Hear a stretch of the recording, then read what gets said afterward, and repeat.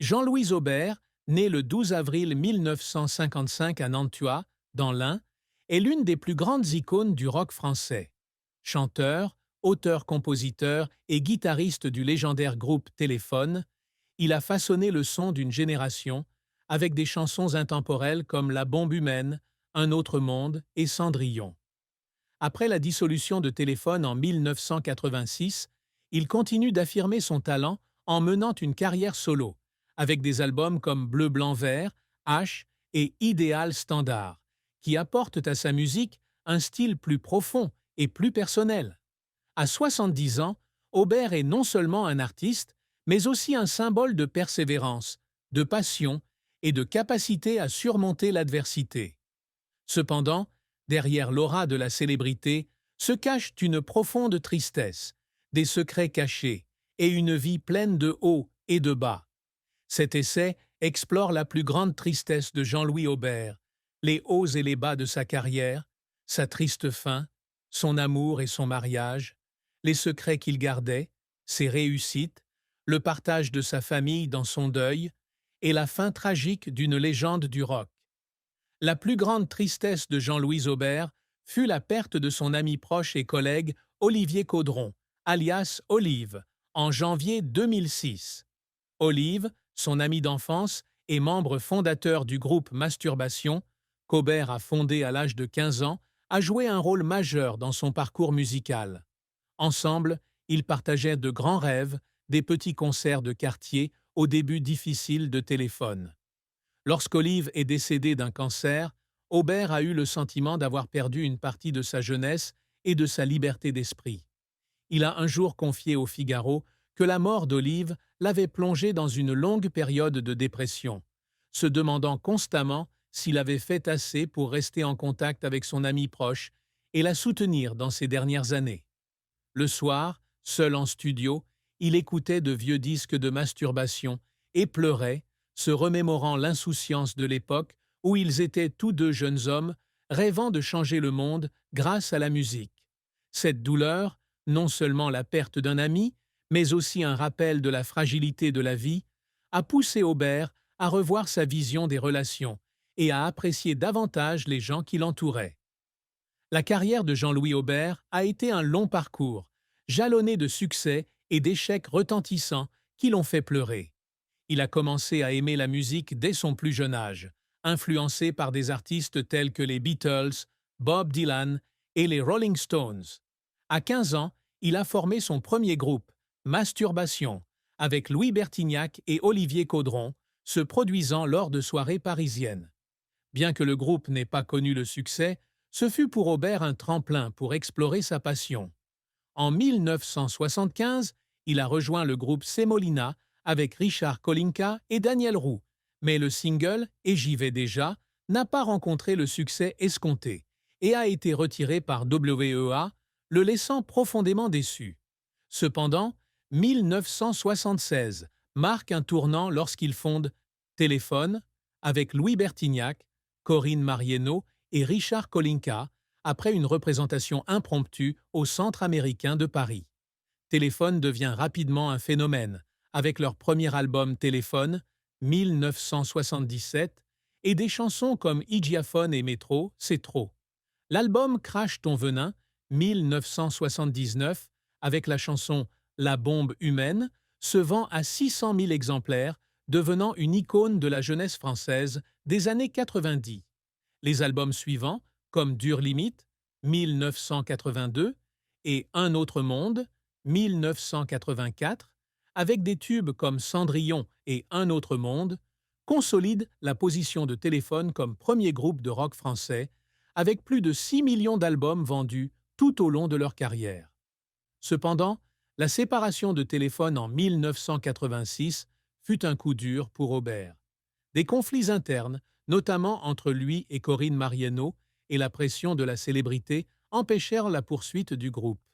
Aubert pleura en studio lorsqu'il réalisa que leur rêve commun était terminé, sentant qu'il avait perdu une partie de son identité.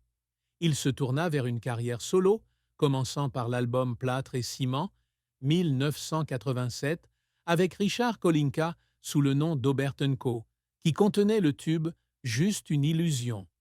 L'album Bleu-Blanc-Vert, 1989, marqua un style plus personnel, avec les chansons Voilà c'est fini et Locataire, mais les ventes n'atteignirent que 100 000 exemplaires, bien moins que pour Téléphone.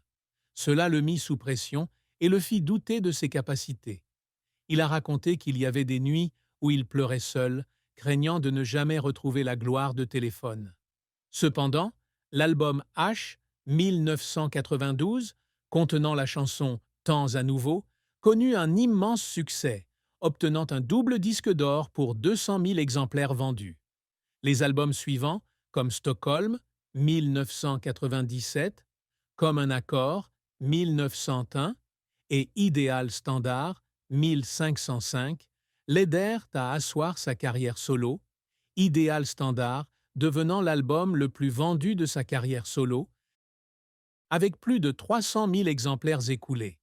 Le plus grand défi d'Aubert dans sa carrière fut de devoir se redéfinir après Téléphone.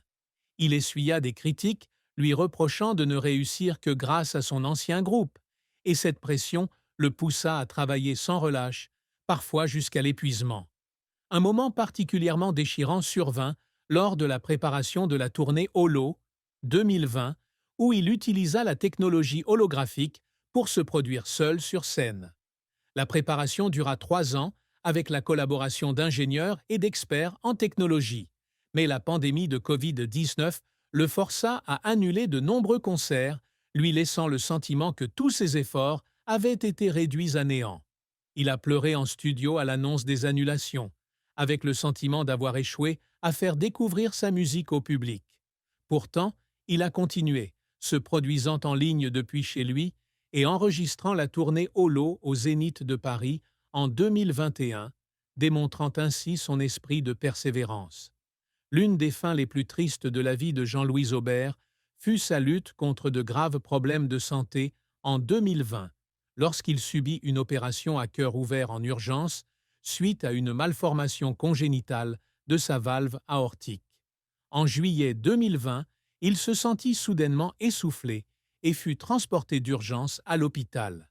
Les médecins découvrirent qu'il souffrait d'un grave problème cardiaque nécessitant une intervention chirurgicale immédiate. Durant son hospitalisation, Aubert affronta la peur de la mort, se demandant s'il pourrait continuer à se produire et voir grandir son fils Arthur. Il confia un jour sur Facebook que l'attente de l'opération avait été le jour le plus long de sa vie, car il pensait constamment aux choses inachevées de sa vie et de sa carrière. Bien que l'opération ait réussi et qu'il se soit rétabli, l'expérience a laissé une profonde séquelle. Il a eu le sentiment d'avoir affronté la fragilité de la vie, ce qui l'a poussé à ralentir le rythme, à se concentrer davantage sur sa famille et sur les choses qui comptent vraiment. L'histoire d'amour et de mariage de Jean-Louis Aubert est à la fois douce et difficile. Il vit avec France Laurie, ancienne mannequin devenue artiste depuis les années 1980. Ils ont un fils, Arthur, né en 1985, et ont officiellement signé un pacte civil de solidarité, en 2011, après plus de 30 ans de vie commune. Leur relation a débuté alors qu'Aubert était au sommet de sa carrière avec Téléphone, et France est devenue une source de réconfort dans les moments difficiles, notamment lors de la séparation du groupe. Cependant, la vie de rockstar, avec un emploi du temps chargé et de longues tournées, a mis leur relation à rude épreuve. L'un des principaux maux de la relation d'Aubert était la culpabilité de ne pas pouvoir passer autant de temps avec France et Arthur. Dans une interview accordée à 50 minutes Inside, il a confié qu'il y avait des moments où il était presque loin de sa famille, laissant France seule. Les disputes sur la conciliation travail-famille l'ont fait fondre en larmes, surtout lorsqu'Arthur était jeune et qu'il a manqué de nombreuses étapes importantes de la vie de son fils. France a toujours été son soutien inconditionnel et leur relation a surmonté de nombreuses épreuves avec une profonde compréhension et un amour profond. Le plus grand secret que Jean-Louis Aubert a gardé secret pendant de nombreuses années fut le dépôt de la marque Téléphone sous son propre nom en 1999, sans en informer les autres membres du groupe. Selon faire.wikipedia.org, le 26 mai 1999, Aubert déposa la marque auprès de l'Institut national de la propriété industrielle, INPI, une décision controversée que Louis Bertignac, Richard Kolinka et Corinne Marieno découvrirent près de 10 ans plus tard. Cette décision était motivée par la volonté de protéger l'héritage de Téléphone. Mais Aubert craignait que la révélation ne nuise à ses relations avec ses anciens camarades, surtout après la séparation du groupe. Il garda ce secret de peur d'être perçu comme voulant contrôler seul le groupe. Mais la vérité éclata, provoquant des tensions, notamment avec Corinne Marieno. Aubert avoua un jour lors d'une interview regretter son manque de transparence et que les nuits blanches passées à ruminer cette décision le laissaient dans un état de tourment permanent. Jean-Louis Aubert a toujours eu pour ambition d'être un artiste qui non seulement crée de la musique, mais inspire et connecte aussi son public.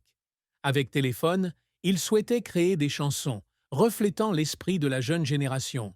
Et des titres comme La bombe humaine et Un autre monde y sont parvenus, devenant des icônes de la culture rock française. Après la dissolution du groupe, il tente de construire une carrière solo indépendante, loin de l'ombre de Téléphone. L'album Idéal Standard, 2005, marque un tournant avec plus de 300 000 exemplaires vendus, prouvant qu'il peut réussir seul. Il aspire également à innover musicalement,